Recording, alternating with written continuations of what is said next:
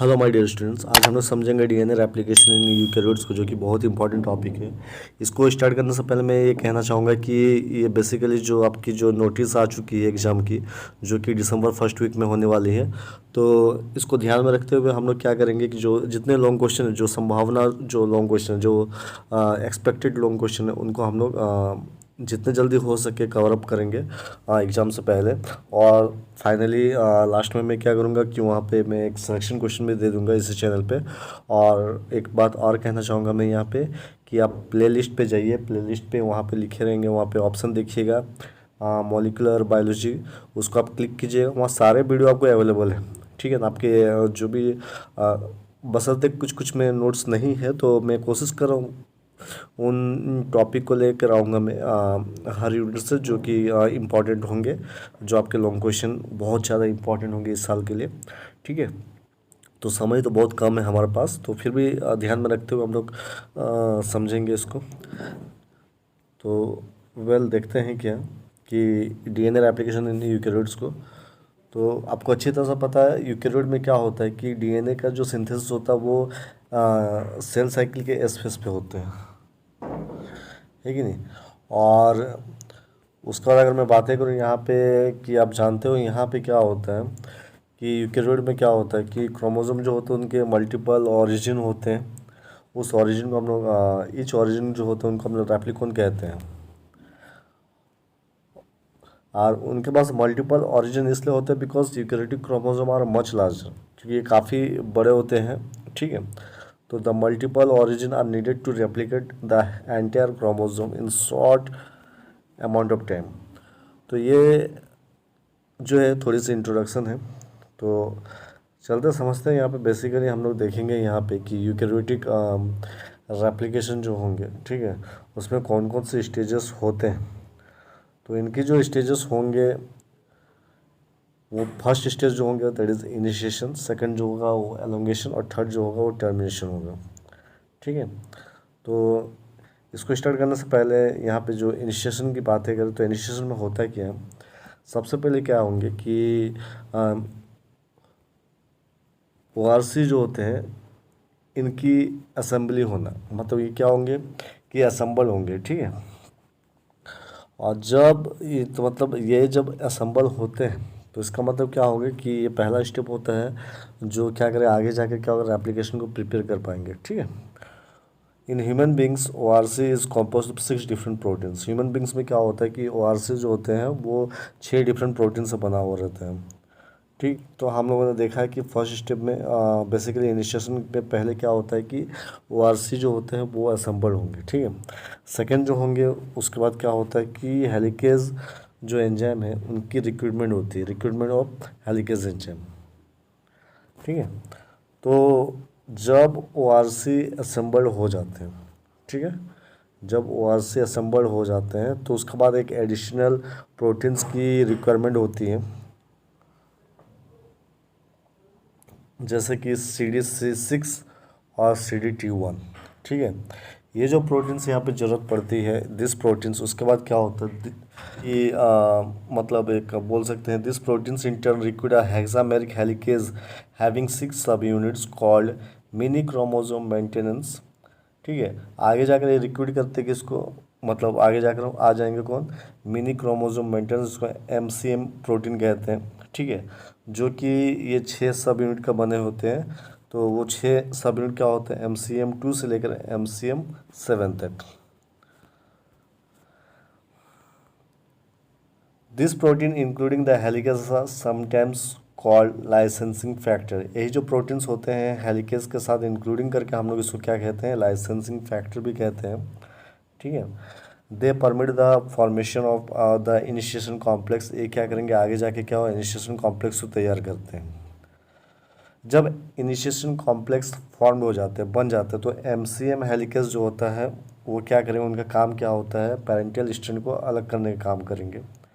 ठीक है, तो एंड दोनों स्ट्रैंड जब अलग होते हैं तो उस केस में क्या होगा कि जब दोनों स्ट्रैंड अलग होते हैं तो उनको स्टेबलाइज करने के लिए और एक मतलब प्रोटीन यहाँ पे आ जाते हैं जिसको रेप्लिकेशन प्रोटीन A बोलते हैं। देखो इसको हम लोग डायग्राम से समझेंगे क्या कह रहा है यहाँ पे। अब देखो इस डायग्राम सबको समझ में आ जाएंगे।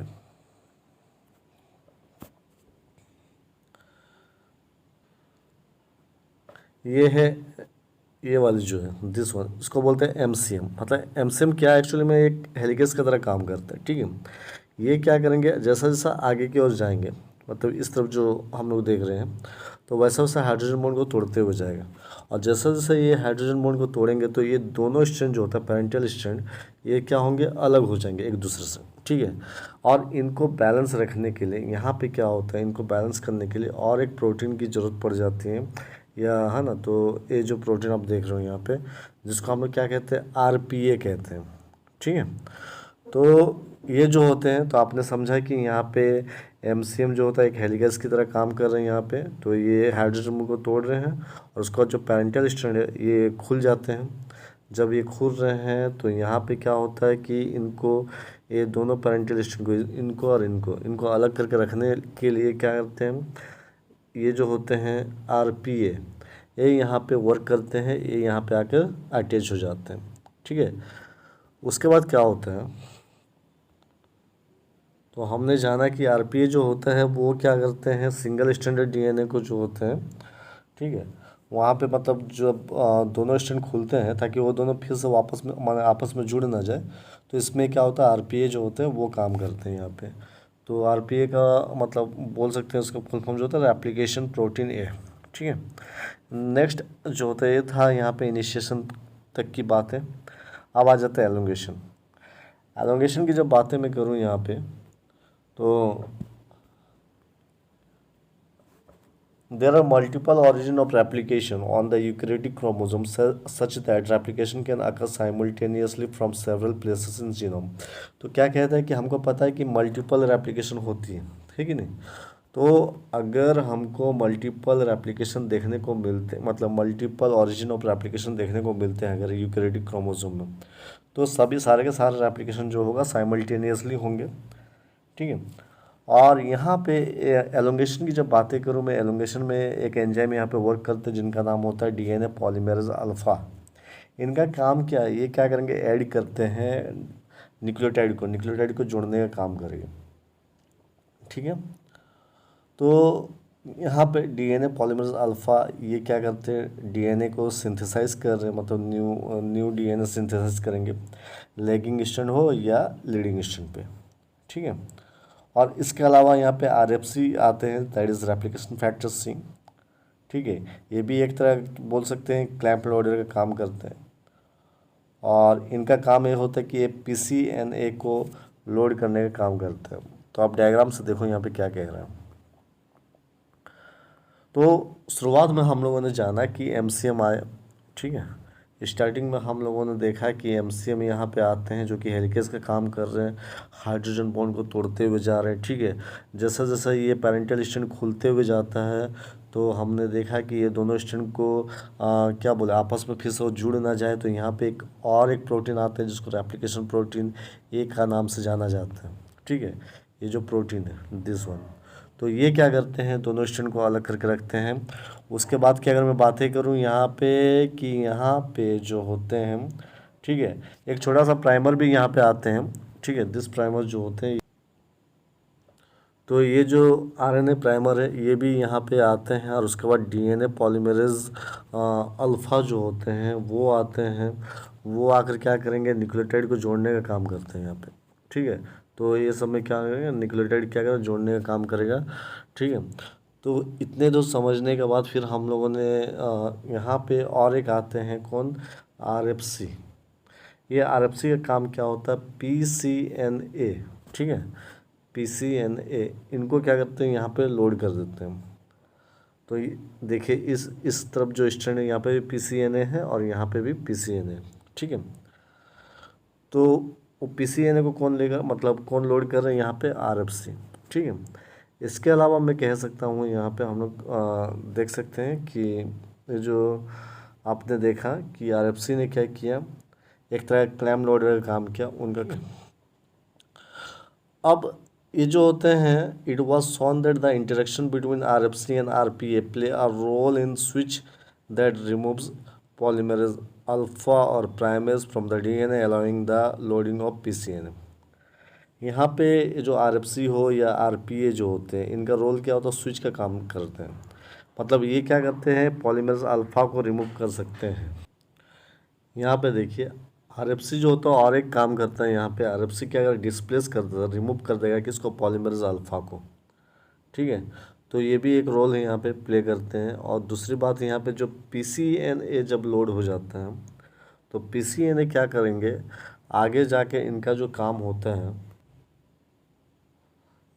PCNA जो होंगे वो 2 मोर एंजाइम को सिंथेसाइज करते हैं। एक होता है पॉलीमरेज एप्सिलम और एक होता है पॉलीमरेज डेल्टा। ठीक है, ये एप्सिलम को ऐसा लिखिए, ठीक है, कुछ इस तरह से लिखेंगे एप्सिलम, ठीक है, और एक है डेल्टा। तो ये 2 एंजाइम को बनाते हैं कौन, PCNA। ठीक है, तो आपने देखा है कि मोस्ट करंट एविडेंस जो है ये इंडिकेट करता है DNA पॉलीमरेज एप्सिलॉन और DNA पॉलीमरेज डेल्टा। ये जो है ये जब बन रहे हैं, इनको किसने सिंथेसाइज किया, PCNA। ठीक है, तो ये जो होंगे, तो जब एप्सिलॉन और डेल्टा बन जाता तो एप्सिलॉन फिर क्या करेगा, लीडिंग स्ट्रैंड को बनाएगा और डेल्टा क्या करेंगे, लैगिंग स्ट्रैंड को बनाएगा। तो आप इस डायग्राम से देखो, यहाँ पे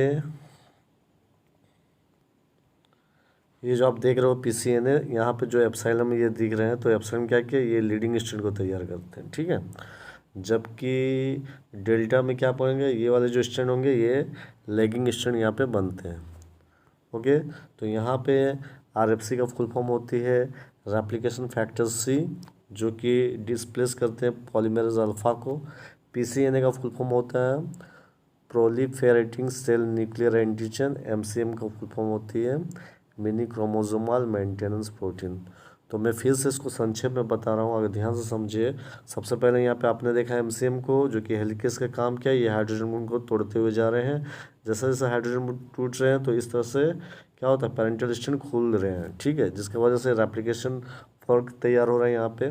फिर यहाँ पे एक क्या होता है, प्राइमर जो होते हैं वो आते हैं। फिर यहाँ पे DNA पॉलीमरेज अल्फा आते हैं। फिर एक लीडिंग यहाँ पे क्या होता है, न्यूक्लियोटाइड को जोड़ते हुए जाते हैं। ठीक है, उसके बाद फिर हम लोगों ने देखा कि यहाँ पे जो होते हैं दोनों स्ट्रैंड को अलग करके रखने का काम कौन कर रहा है, RPA।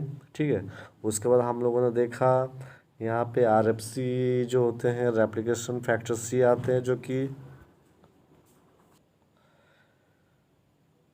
RFC जो होते हैं वो डिस्प्लेस करते हैं पॉलीमरेज अल्फा को। फिर हम लोगों ने देखा यहाँ पे RFC के बाद फिर हम लोगों ने देखा PCNA जो आए।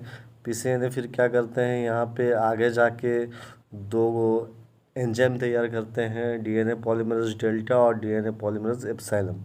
फिर एप्सिलॉन से क्या होता है, लीडिंग स्ट्रैंड बनते हैं, जबकि डेल्टा से क्या होता है, लैगिंग स्ट्रैंड बनते हैं। ठीक है, यहाँ पे लैगिंग स्ट्रैंड बनेंगे। तो ये हम लोगों ने देखा इस डायग्राम के माध्यम से।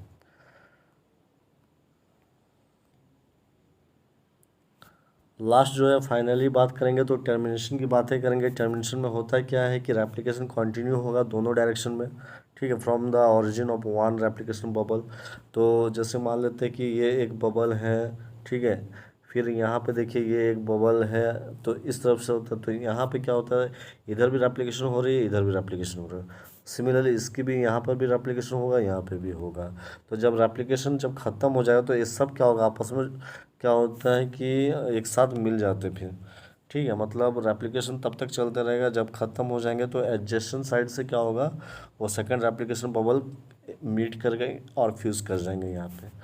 तो यहाँ पे जहाँ पे RNA प्राइमर थी जो हम लोगों ने देखे थे, उसको रिमूव करने का काम कौन करते हैं यहाँ पे, और 2 एंजाइम है, दैट इज़ RNase H और फ्लैप एंडोन्यूक्लियस 1, इसको हम FAN1 के नाम से जानते हैं। ठीक है, मतलब ये जो आप देख रहे हो यहाँ पे RNA प्राइमर, यहाँ पे भी एक RNA प्राइमर है लीडिंग स्ट्रैंड में, फिर लैगिंग स्ट्रैंड में कई जगह पे आपको RNA प्राइमर दिखते हैं। तो इनको हटाने का जो काम करते हैं यहाँ पे, रिमूव करने का काम कौन करेगा, वो है RNase H और FAN1। ठीक है, और उसके बाद जहाँ भी गैप रह जाते हैं तो उस गैप को, उस निक को ज्वाइन करने का काम कौन कर रहा है, DNA लाइगेज। जैसे मान लीजिए कि ये लैगिंग स्ट्रैंड को देखो, यहाँ पे ये जो है, ये सारे के सारे जो होते हैं जो प्राइमर वो हट जाएंगे। तो हटने के बाद यहाँ पे क्या होता है कि एक गैप रह जाता है, इस गैप को फुलफिल जो करते हैं वो होते हैं डीएनए लाइगेज, ठीक है। तो ये रही बातें यहाँ पे। The termination of replication on linear equality chromosome involves the synthesis of special structure. तो जब टर्मिनेशन होती है इस केस में, तो क्या होता है, इसी में क्या होता है कि एक स्पेशल स्ट्रक्चर जो होता है वो हम लोग को देखने को मिलते हैं at the end of the chromosome में। वो स्पेशल स्ट्रक्चर हम लोग टेलोमियर्स बोलते हैं, ठीक है।